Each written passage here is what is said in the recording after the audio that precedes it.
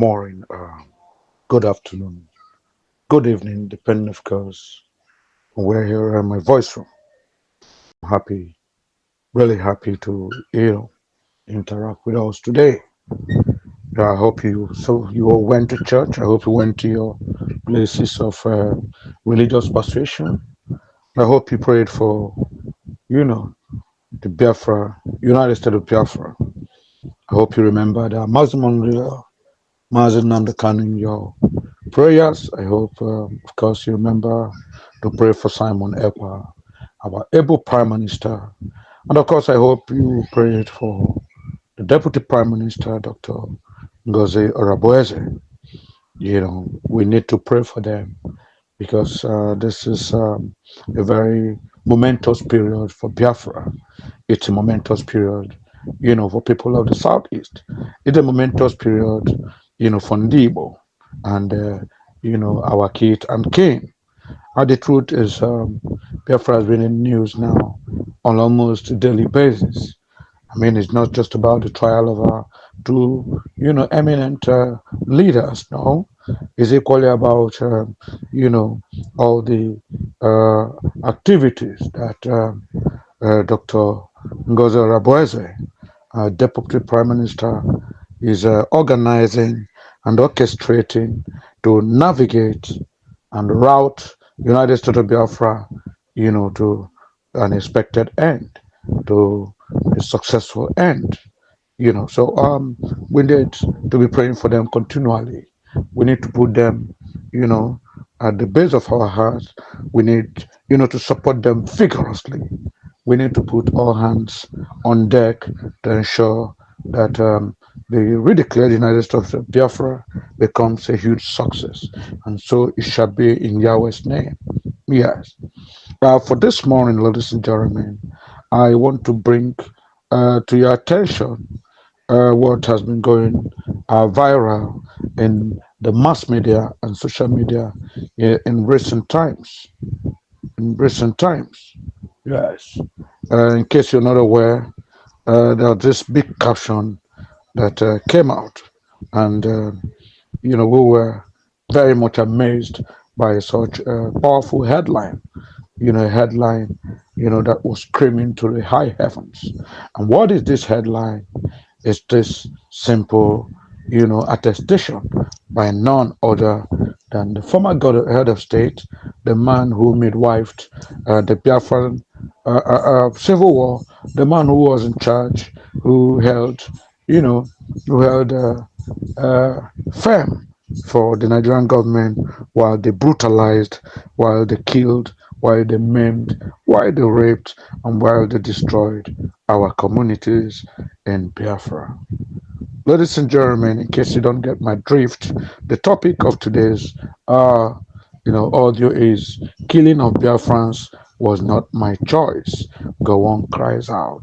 Killing of Biafrans was not my choice. Gowon cries out. Yes, and I think we've made an audio before where we brought out some of these things that in recent times General Gowon has been known to be saying.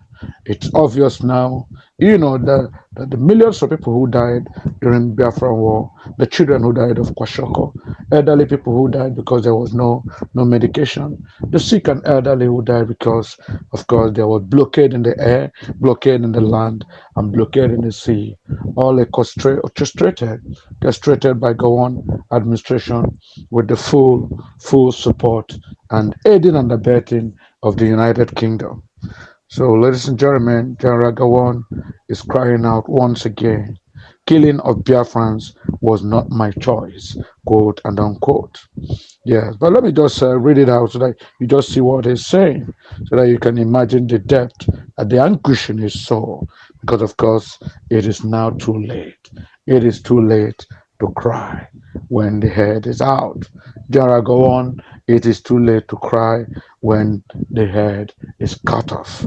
Yes. Well, but let's hear what he's saying. According to Gowon, I Killing of Biafrans was not my choice. Gowon cries out. Yes, I always remember the Civil War. It was, well, of course, I'm quoting him now, so let's take it this way. Quote, I always remember the Civil War. It was that, it was that most difficult period of my life. It was not my choice, but I had to be there and I had to do what I did in order to keep this country together, Gowon said, unquote. It was never, quote, a hatred against any people, I can assure you.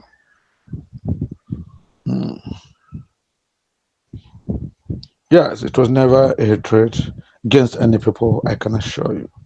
Gowon explained that his decision making, you know, is guided by prayer and the desire to do what is right.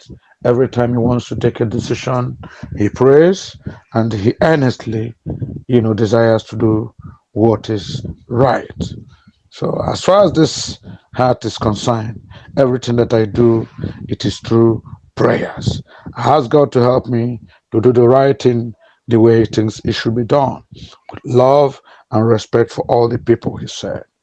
Reflecting on the war's outcome, Gowon noted, that is why, at the end, what do we have to say? As they say, no victor, no vanquished. That was why I insisted at the end of the war that there was no victor, no vanquished. Yes, quote and unquote, that is the wrenching cry, a cry from a sad man, a cry for a man whose conscience has failed him, a cry from a man who, is at war with his soul.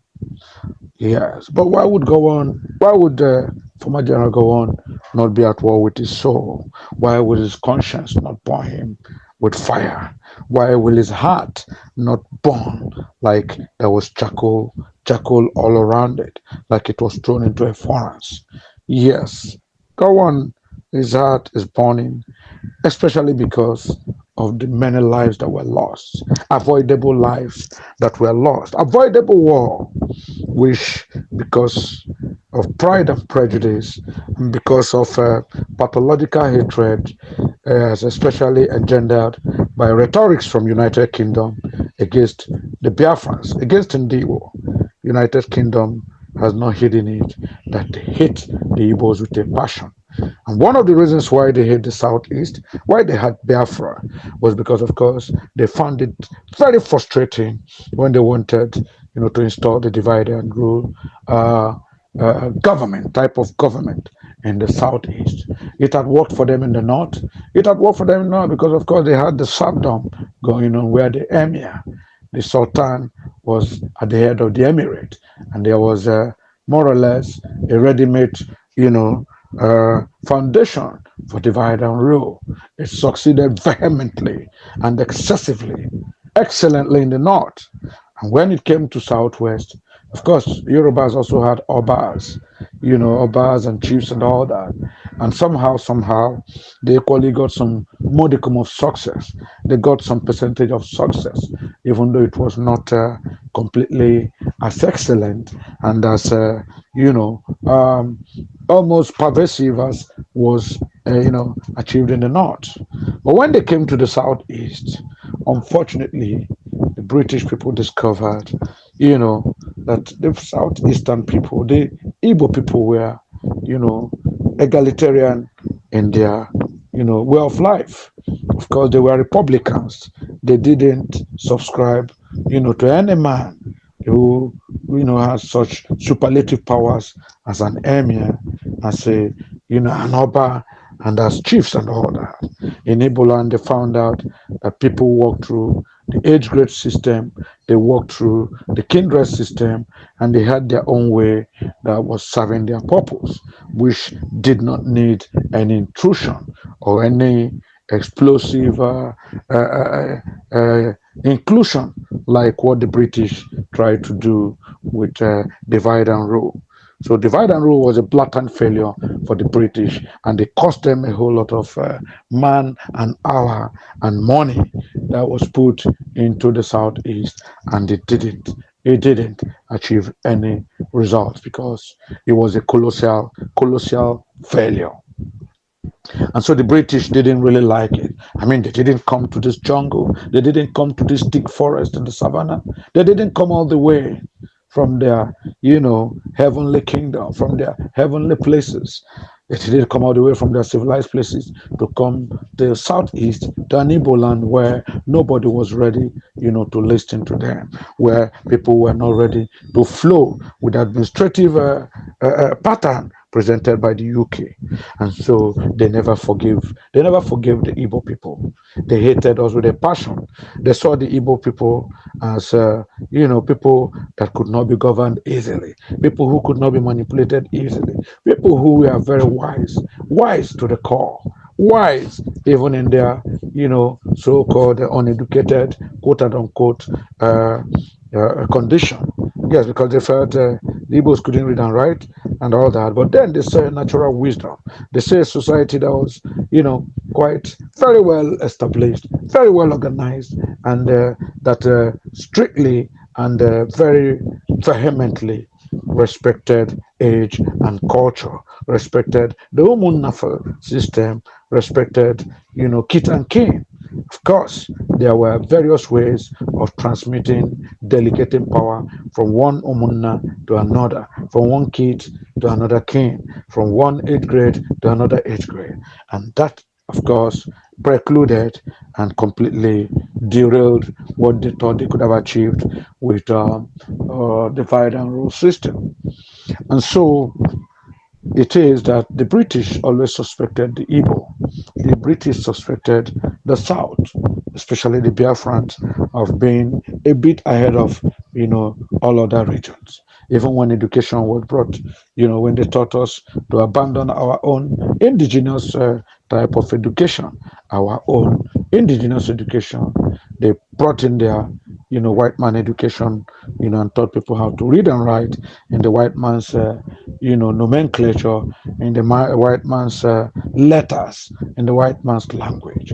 Of course, they brought their church, they brought their so-called Christianity, and they made sure anything that was traditional was promulgated and propagated as evil. Yes, anything that people regarded as a traditional way of belief, of giving response and respect to their venerated God, to people, to God, to Ikenga, and to, the God of Ndibo. Yes, they just classified it as evil, sinful, and primitive. Yeah, they call the people's religion primitive. But of course, nobody can call anybody's religion primitive, because eventually we discovered that everybody had their own relationship, had their own idea of what God stood for them. Every human being had his own relationship with God, depending on their, cosmopolitan experience within that period. Of course, most of these things were spread through folklores, through myths, and through observing certain days as days of worship and all that. And of course, of having images, carved images, which were respected and very much revered in most communities. And so the white man felt that the people of the South is the Igbos, the Southerners. We are way ahead of the North, who accepted hook, line, and sinker, whatever was given to them. So it's not really far-fetched when Great Britain, the United Kingdom, that colonized Nigeria, and the rest of the West African countries, is no secret whatsoever that they had a very unusual, very, very suspicious, very abnormal relationship with the North. They had a love for the North because the North danced to their tune, because of course the North was ready to receive their kind of divide and rule system. The North, was eager, because of course they were not as exposed, they were not as mentally capable. They didn't cogitate the way they were cogitated. They didn't imagine they could not postulate ideas, and of course they fell hook, line, and sinker into what the British man wanted. And so the British decided to reward the North by making sure, that they They aided and guided them to continue to remain at the top of affairs, at the helm of affairs, at the leadership positions all over Nigeria. So during the Civil War, what could have been avoided was allowed, you know, to emerge. Yes, because United Kingdom deliberately kept quiet, but indirectly, guided Gowon, assured him that he could win, told him they can get all the whole world to support them through propaganda, through access to mass media, and through, wealth and international recognition. Of course, this was what Biafra lacked, because even though our Field Marshal, Chief Odumegwu Ojukwu, he came by Newe, even though he schooled in Oxford University, even though he spoke the white man's language, even though he was a leadership material, even though he was a militarily trained, fighter and a diplomat. Of course, the British never regarded him. They never respected him, and they saw him as a usurper. They continued to make Gowon feel that Chief, Odumegwu Ojukwu, they came by Newi.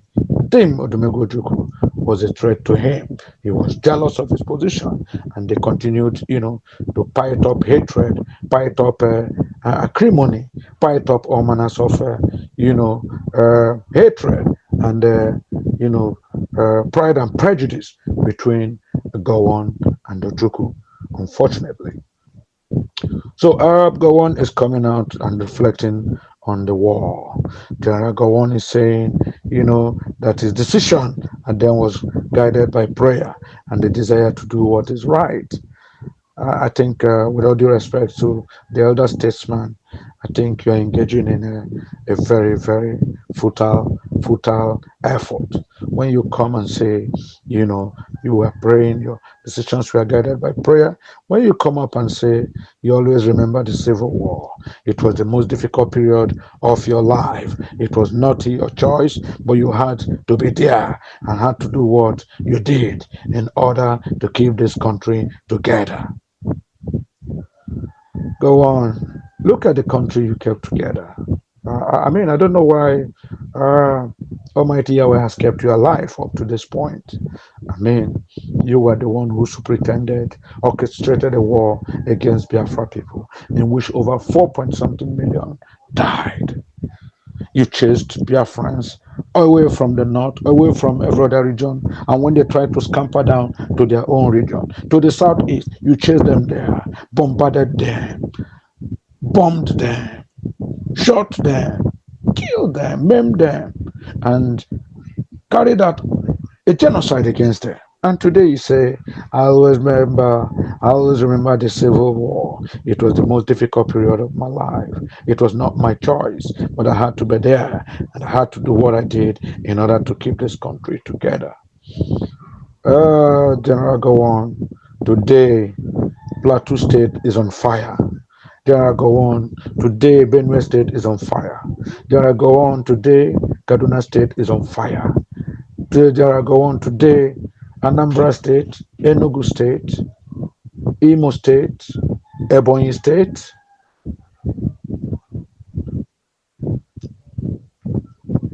Abia State, Delta State, River State, Bayelsa State, Delta State is on fire because of Boko Haram, because of the Lokarawa group, because of Fulani jihadists who are not happy that up to this time, yes, Christians are still alive, Christians are still going to church, Christians are still observing night crusades, Christians are still observing fasting. They had thought that by now they should have wiped up all Christians and installed the Sultan, installed the Quran as the final authority all over Nigeria.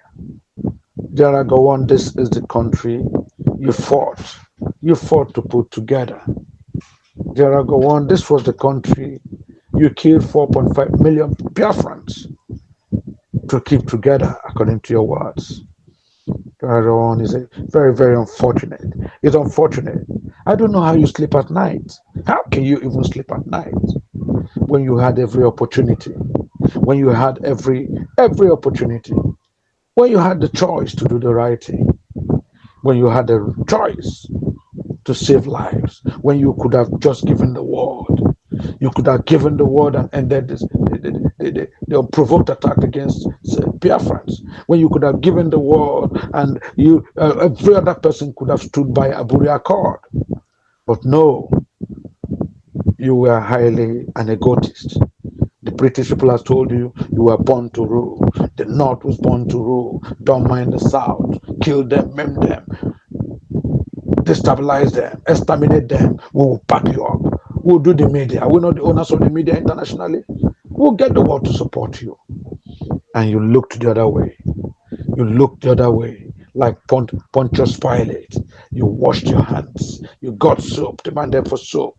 Washed your hand and said, whatever happened to Biafra, whatever happened to Debo, whatever happened to the Igbos was not my concern. I washed my hands clear.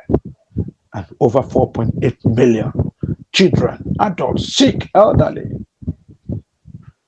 husbands, wives, fathers, children, aunties, uncles, nephews, nieces, cousins. Over 4.8 people died in what could have been very much avoided in a diplomatic roundtable conference, which Aburi in Ghana could have very, very easily engendered for Nigeria and for Biafra at that point in time.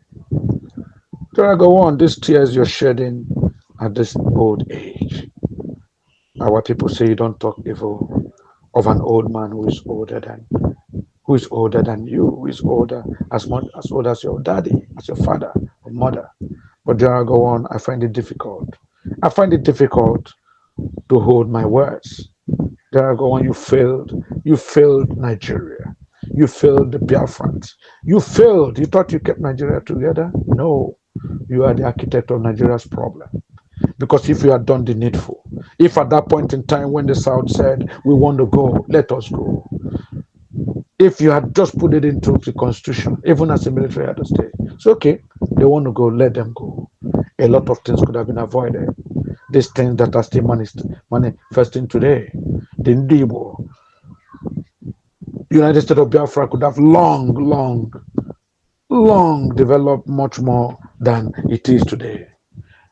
United States of Biafra would not have anything to do with the zoo that you kept together, the zoo that is killing its children, the zoo that is killing its own, the zoo where the president is clueless, where the president continues to unleash hardship, difficulty, clueless government against his people, where every politician is jumping from whatever party they came with into the APC. Everybody, just 2 years, less than 2 years into, assuming office, they are looking into the next 4 years. They are looking at 2027. These were people who were elected in February 2023. They've not even completed 2 years. They have not done much. Nothing has been achieved. And what are they talking about? 2027. Because the man who said it is my turn, the Miloko himself, the Jagaban, he has left everything he's doing and is focusing on 2027. Then go on, look at the zoo you kept as a country. You say you are keeping together. People are dying of poverty and ruin. People are living in hard conditions. People barely eat a meal a day. The farmers cannot farm. Fulani jihadis use their cattle and destroy farms, destroy farmland, destroy farming communities, kill Christians brazenly, openly. And when the Christians dare to defend themselves, they are court-martialed. They are handed judgments where they should be hanged. Of course, the judgment is always, hanged until he dies, sentenced to death, hanged until he died because he dared to defend himself against the Fulani jihadists. Gowon, that is the country you left for us. And you say you pray. I pray every time I want to take a decision. I pray for God's guidance. Then I go on. Oh, you're an old man. I know all this. You're just trying to appease your soul. Maybe death is calling. You want to, run away from it, but you cannot. According to, your own Utmandan Fodio, he said, conscience is an open wound. Conscience is an open wound. Only truth can heal it. Gowon, that you must have heard that say, it's always, you know, it takes the first page, imprinted in every copy of the Guardian newspaper. Conscience is an open wound. Only truth can heal it. Gowon, you have not said the truth. You're still engaging in prevarication. You're still beating about the bush. You're not calling a spade a spade. You're not telling the whole world why. Why there was this genocide. There was an orchestrated genocide against the Southeast, against Biafra. I didn't know why you could not say enough is enough. You could not say no, don't do this. And you had every chance. You had every opportunity. Yeah? Then I go on. How do you want us to, feel for you? You want people who lost their daddies, their grandpas, their grandmas. You want people who lost, their children during 1966, 1967, 1968, 1969, 1970. You want them to say, yeah, clap for General Gowon. He said he's sorry. He's sorry. He's regretted. Yes, he's now regretting. He never wanted people to die. He never wanted it to end the way it did. He wished he can take back the hands of the clock. Clap for General Gowon. Is that what you want us to say? General Gowon, are you aware that because of that Biafra war, this gentleman here, who is known as a Biafran golden child, never sucked his mother's breasts? Yes, I never had the privilege, the opportunity, the biological, inalienable right, suck my mother's breast because she died. When I was delivered. She died, unfortunately, because of lack of medical care, because of lack of proper midwifery, because, of course, it was the heart of the Civil War. My mother died, and I was raised up without any infantile care. I was right. My grandmother, aunties were always on the move, running into deeper forest every now and then. There was nothing to eat. We were eating lizards. We were eating war geckos. People say war gecko is poisonous, but under war situation, the poison mysteriously, miraculously left it. People were eating it. People were eating rodents. People ate insects. People ate a gamma lizard and other people ate reptiles. People ate food, cassava that was yet to mature. People ate yam that could not be, there could not be any opportunity to let it to mature, because of course the war to bombard soldiers would kill the people and all that, so they harvested it halfway. Go on, is this what you want me to forgive you about? Is this what you want Biafrans to forget? What of our people, sick and elderly, who had no access to medicine, who died? They were allowed to die. They were allowed to rot. Those who a little medicine could have given the much needed succor to their conditions. But of course, no such opportunity was given, because of course there was blockade in the air, preventing the Red Cross, preventing well-meaning countries, to help Biafra. You made sure that your ally, UK, they made sure nobody, no country looked at Biafra. Even those that dared to smuggle things, did it at their own risk. Yes, at their own risk. One Red Cross plane that was bringing drugs and what needed supplies to Biafra secretly was bombarded, shot down by the Nigerian government. I mean, it got to that point with medical personnel, foreign medical personnel, diplomats, nurses, food, they died, fell into the ocean. And today you say, I regret, I cry. Those are crocodile tears. Those are tears of the crocodile when it is biting into the flesh of a gazelle, the flesh of a zebra, the flesh of a monkey that test drove to the riverbank. And when the crocodile grabs it, tears, what looks like tears, will come out from its eyes. But in the same vein, it is enjoying the crunch. It is enjoying licking the blood. It is enjoying tearing the meat and feasting on the miserable animal that is clenched between its teeth. Gowon, that's what I see you doing. It's not going to take you anywhere. Biafrans are counting our losses.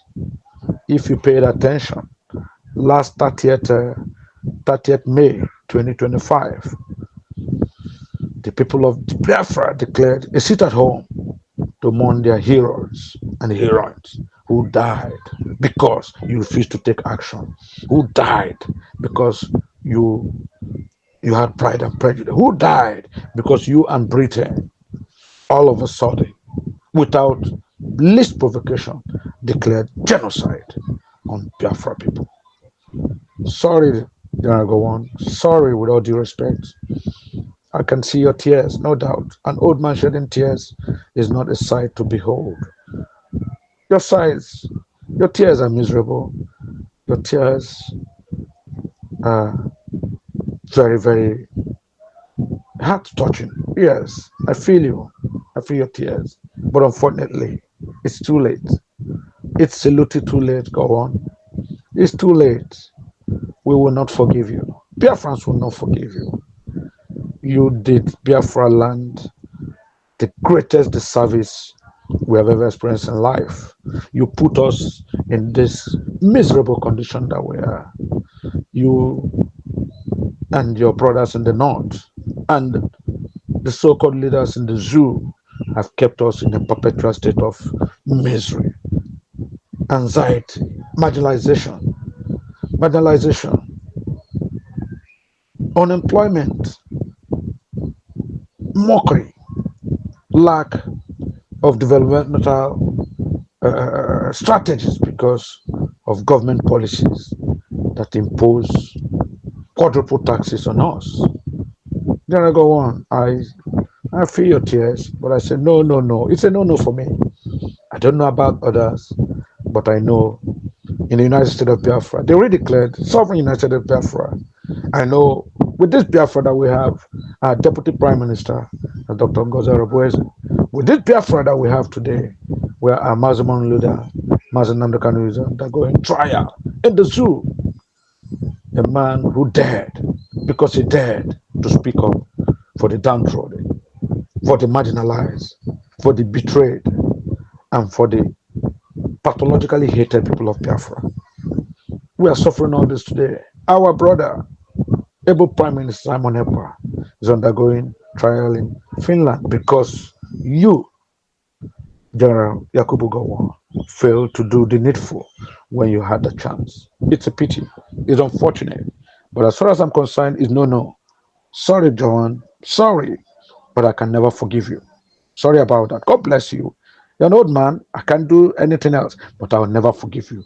Biafra will never forgive you. That is the truth.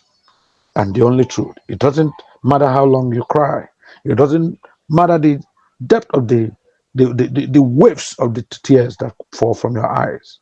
It doesn't matter that seeing an old man of your age shedding tears is a very pathetic sight to behold.